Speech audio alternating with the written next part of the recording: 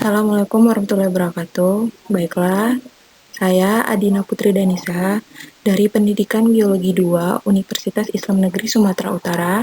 Di sini saya akan menampilkan pembahasan PowerPoint dari sistem respirasi yang dosen pengampunya ialah Bapak Roni Apriyadi MPD. Baiklah, lanjut saja ke pembahasan. Baiklah, pembahasan yang pertama adalah pengertian dari respirasi. Respirasi adalah pertukaran oksigen dan karbon dioksida antara sel-sel yang aktif dengan lingkungan luarnya, atau antara cairan tubuh hewan dengan lingkungan tempat hidupnya. Definisi respirasi juga meliputi proses biokimia yang berlangsung di dalam sel berupa perombakan molekul-molekul makanan dan transfer energi yang dihasilkan atau respirasi seluler.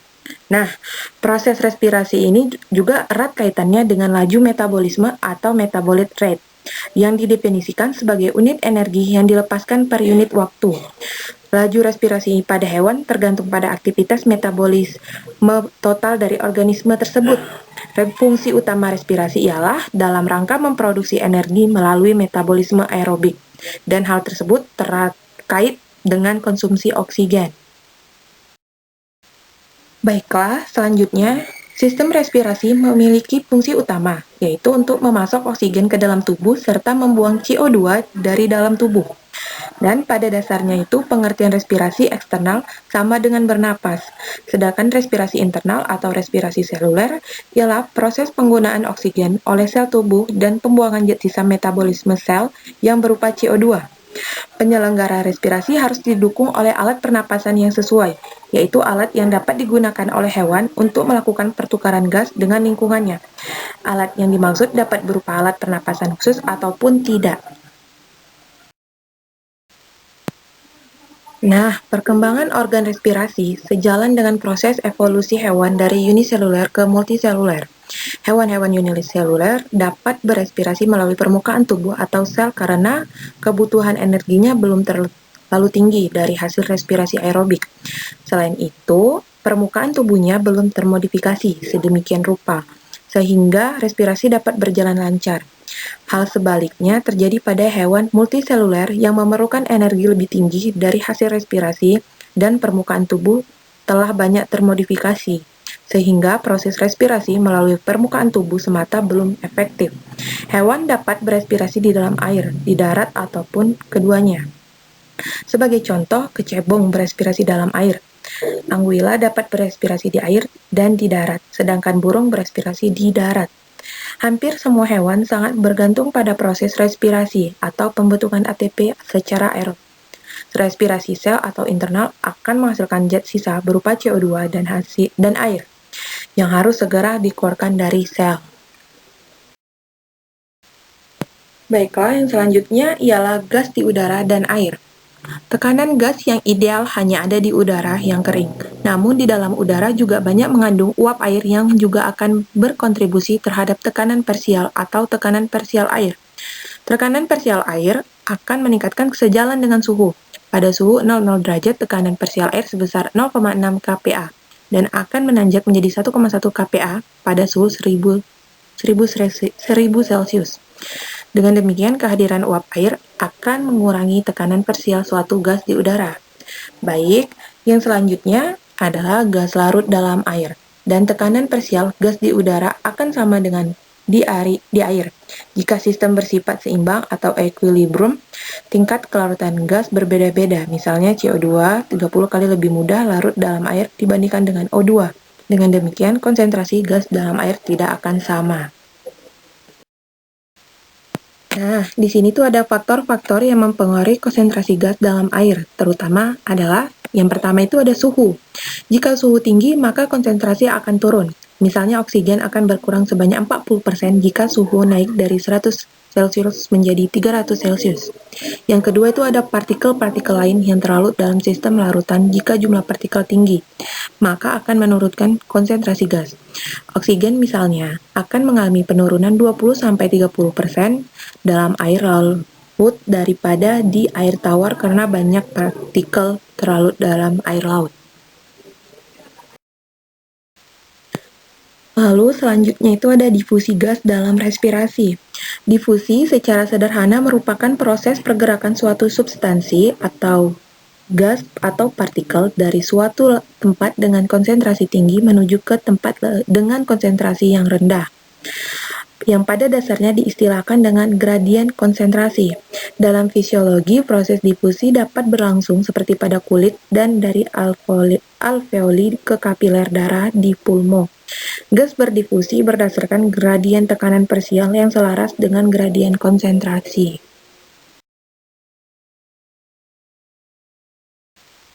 Baik, lanjut. Di sini tuh ada respirasi melalui difusi sederhana atau dengan permukaan tubuh.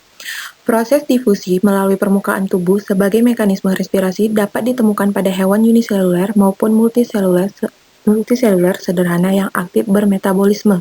Syarat utamanya itu dari proses ini adalah bahwa sel-sel hewan tersebut harus berukuran 1 mm atau diliputi oleh medium air setebal minimal 1 mm. Hewan-hewan multiseluler sederhana misalnya ubur-ubur, sel-selnya memiliki diameter 1 mm dan sel-sel yang aktif bermetabolisme atau yang memerlukan oksigen dalam metabolismenya, berada di bagian tepi perifer dari tubuhnya yang berlangsung bersentuhan dengan air. Nah, pada vertebrata ini difusi sederhana dapat ditemukan pada beberapa spesies. Amfibi misalnya, Astelosterus ternus robustus. Hewan ini memiliki rambut-rambut yang bervaskular pada kulitnya untuk meningkatkan luas permukaan respirasi. Sepertiga dari suplai oksigen pada katak diperoleh dari proses difusi melalui kulitnya. Pada belut juga terjadi respirasi melalui difusi di kulit, namun untuk kelas mamalia dan apes, proses semacam ini tidak efektif. Hal tersebut dikarenakan laju metabolismenya lebih tinggi sehingga kebutuhan oksigen juga lebih tinggi, yang tidak mungkin tercukupi oleh proses difusi secara sederhana melalui kulit. Baiklah, lanjut. Pembahasan yang berikutnya ialah evolusi dan desain organ-organ respirasi spesifik. Mekanisme respirasi melalui difusi sederhana tidak cukup untuk memenuhi kebutuhan suplai O2 dan netralisasi CO2 dari dalam tubuh dari hewan-hewan yang memiliki laju metabolisme tinggi. Perkembangan spesifikasi organ respirasi akan sangat berkolerasi terhadap tuntutan tersebut dan sejalan dengan proses evolusi dalam hubungannya dan tekanan lingkungannya. Di sini organ-organ respirasi yang dibutuhkan haruslah memenuhi kriteria sebagai berikut. Yang pertama itu ada membutuhkan luas permukaan yang lebih lebar yang akan meningkatkan kapasitas pertukaran gas antara tubuh dengan lingkungan hewan.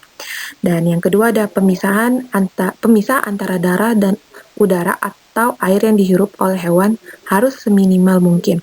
Pemisah tersebut dapat berupa selapis membran plasma yang tipis yang memungkinkan berlangsungnya proses lalu lintas gas secara mudah. Yang ketiga itu ada pergerakan medium respirasi harus sesuai dengan cairan tubuh ke dalam atau keluar masuknya gas. Untuk mencapai suatu kesetimbangan rasio fertilisasi, perfusi misalnya, pada manusia, paru-paru akan bekerja efektif jika terdapat suplai darah sehingga terjadi proses pertukaran gas yang kontinu. Dan yang terakhir ada desain antara organ-organ respirasi harus sejalan dengan mekanisme yang terjadi pada cairan tubuh.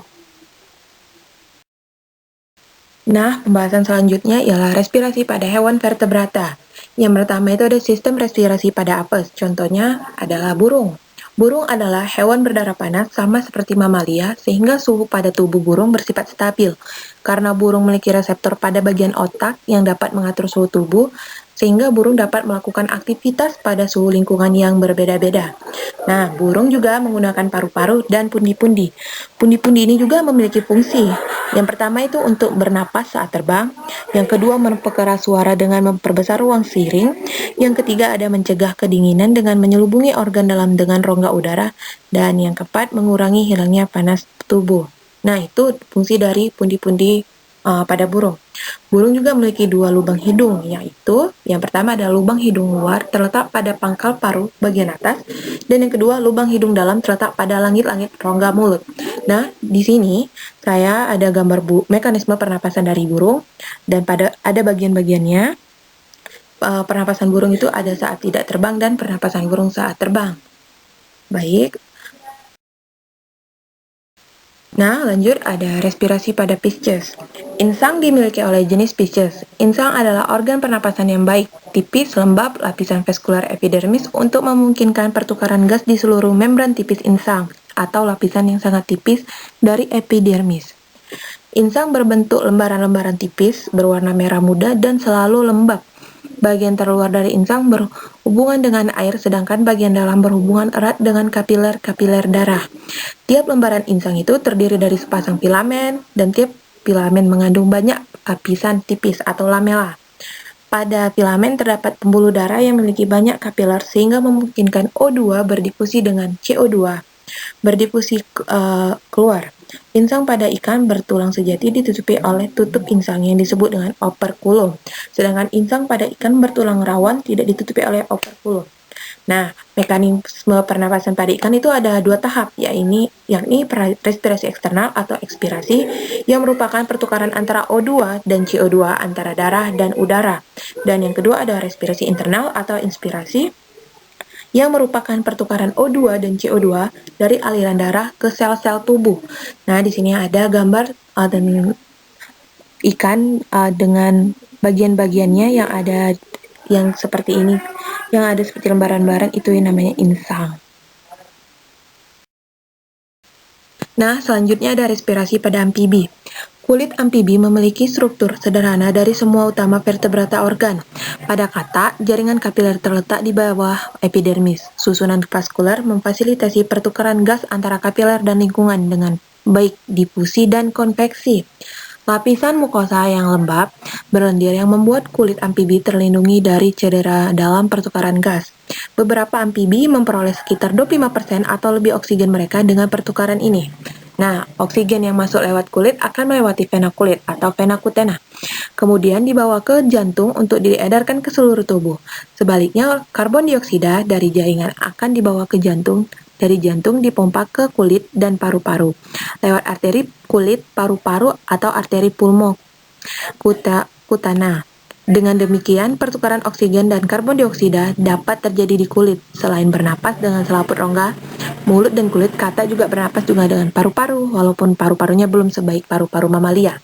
Nah, pada katak ini oksigen berdifusi lewat selaput rongga mulut, kulit, dan paru-paru, kecuali pada fase berudu bernapas dengan insang karena hidupnya di air. Selaput rongga mulut dapat berfungsi sebagai alat pernapasan karena tipis dan banyak terdapat kapiler yang bermuara di tempat itu. Pada saat terjadi gerakan rongga mulut dan faring, lubang hidung terbuka dan glotis tertutup sehingga udara berada di rongga mulut dan berdifusi masuk melalui selaput rongga mulut yang tipis.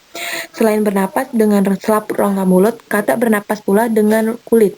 Ini dimungkinkan karena kulitnya selalu dalam keadaan basah dan mengandung banyak kapiler sehingga gas pernapasan mudah berdifusi.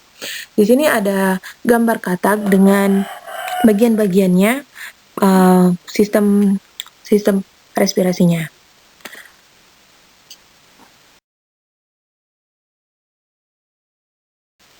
Nah, selanjutnya ada respirasi pada reptilia. Paru-paru reptil berada dalam rongga dada dan dilindungi oleh tulang rusuk. Paru-paru reptil lebih sederhana, hanya dengan beberapa lipatan dinding yang berfungsi memperbesar permukaan pertukaran gas. Pada reptil, pertukaran gas tidak efektif. Pada kadal, kura-kura, dan buaya, paru-paru lebih kompleks, dengan beberapa belahan-belahannya membuat paru-parunya bertekstur seperti spons.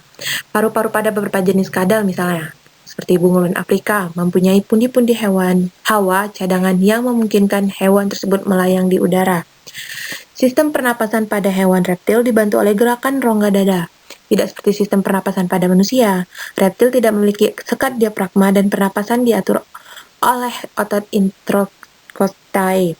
Ketika otot interkostai berkontraksi, rongga dada membesar dan volume udara mengecil, dan udara masuk melalui lubang hidung dan selanjutnya diteruskan ke laring, trakea, dan paru-paru. Ketika otot interkostea berrelaksasi, rongga dada mengecil, dan udara yang mengandung karbon dioksida akan keluar melalui lubang hidung. Di sini ada contoh dari hewan pada reptil, yaitu di sini ada kadal dan bagian-bagiannya pada sistem respirasinya. Nah, selanjutnya itu ada respirasi pada mamalia. Sistem pernapasan pada mamalia mirip seperti sistem pernapasan pada manusia. Kenapa? Karena manusia itu juga termasuk mamalia yang bernapas dengan menggunakan paru-paru.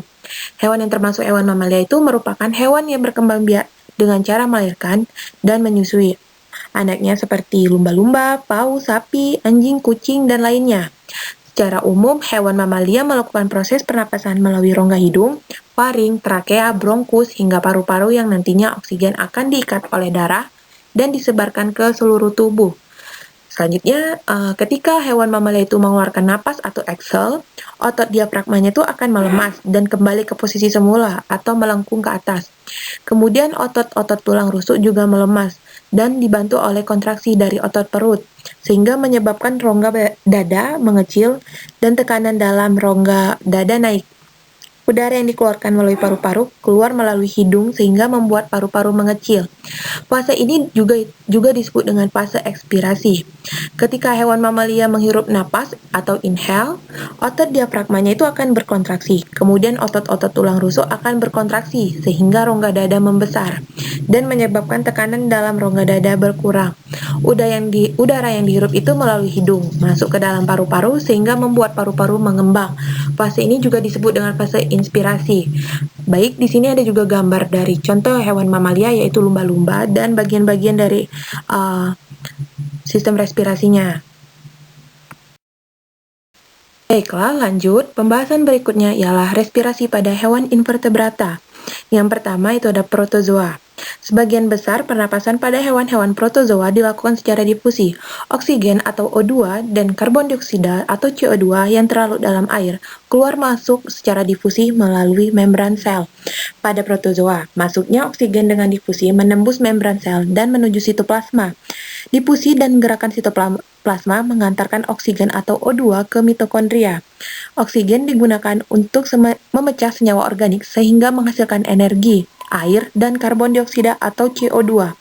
Ketika oksigen itu berdifusi ke dalam tubuh dan karbon dioksida keluar tubuh, oksigen atau O2 itu dalam air habis dengan cepat dan begitu pula pada karbon dioksida atau CO2 tertimbun dengan cepat pada paramecium cilianya, membentuk pernapasan. Dengan pergerakan cilianya, air di sekitarnya itu akan bergerak dan berarti membantu penyediaan oksigen. Baik, lanjut, yaitu yang kedua ada Permes. Cacing tidak memiliki alat pernapasan khusus.